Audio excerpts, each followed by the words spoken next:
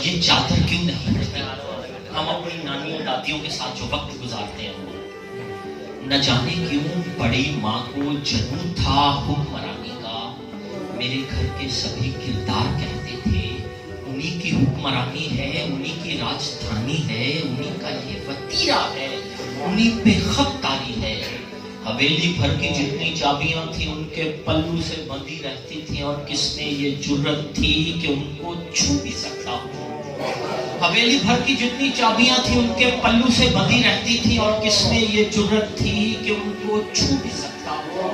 ये खुशबख्ती मुकद्दर थी तो मेरा थी कि वो संदूक जब खोले तो कमरे में फकत मुझको बुलाती थी। तो मैं यूं बेनियाजी में कुछ ऐसे चल के जाता था कि जैसे हूं मैं शहजादा, कि जैसे हूं मैं शहजादा।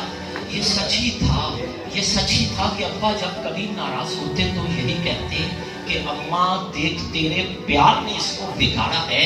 ये नालायक जिसे कहती हो शहजादा शरारत की पिटारी है।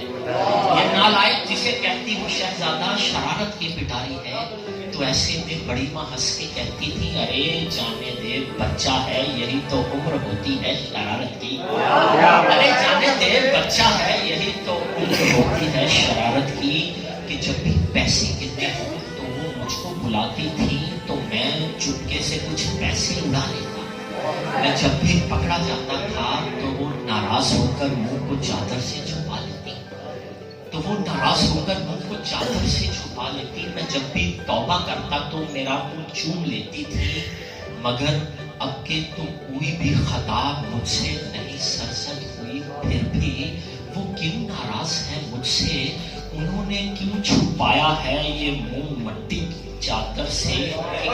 तौबा की मैंने, ये चादर क्यों नहीं हटती? समझ में कुछ नहीं आता, समझ में कुछ